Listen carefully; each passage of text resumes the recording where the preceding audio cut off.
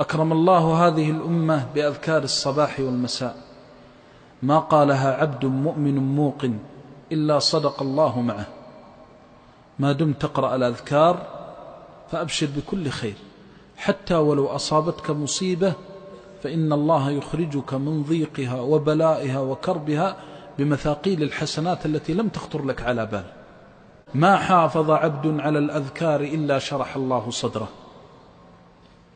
والله الذي لا إله إلا هو لن تجد أحدا مكروبا ولا منكوبا ولا ضاقت عليه الدنيا بهمومه وهموم أهله وولده ولزم أذكار الصباح والمساء إلا جعل الله له من بين أطباق الدنيا فرجا ومخرجا.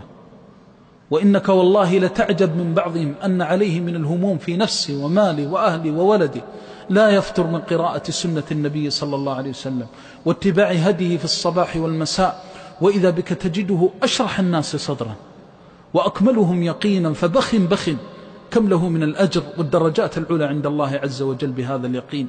حصن نفسك بأذكار الصباح، اقرأها، لكن اقرأها قراءة المتأمل.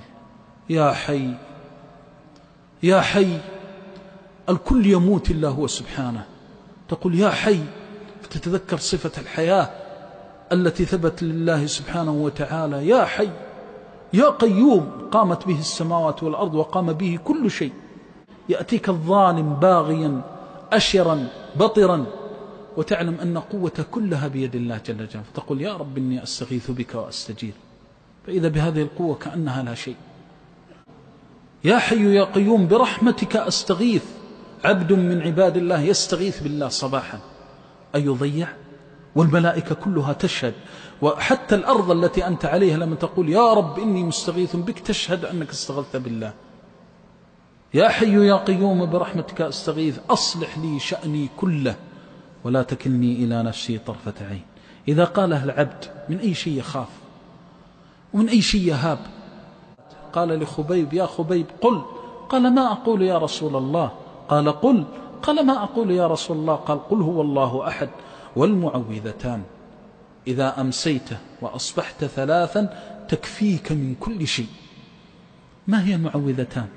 أنت حينما تقول قل أعوذ ألوذ وألتجئ وأعتصم وأحتمي، تشهد الله من فوق 7 سماوات أنك تلوذ به وتحتمي وتلتجئ إليه.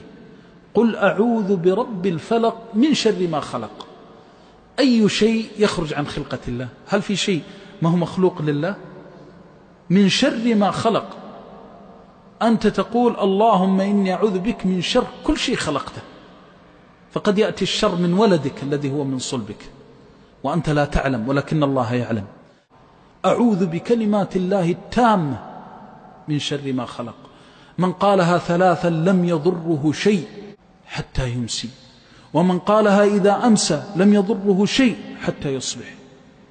لم يضره شيء أيا كان هذا الشيء. النبي صلى الله عليه وسلم ما يكذب، ما ينطق عن الهوى. إذا وثقت بربك فإن الله لا يخيبك، وإذا امتلأ القلب بالتوحيد بمعرفة الله سبحانه وتعالى، لو اجتمع من في السماوات ومن في الأرض على أن ينفعوك أو يضروك لم ينفعوك ولا يضروك إلا بشيء قد كتبه الله عليك.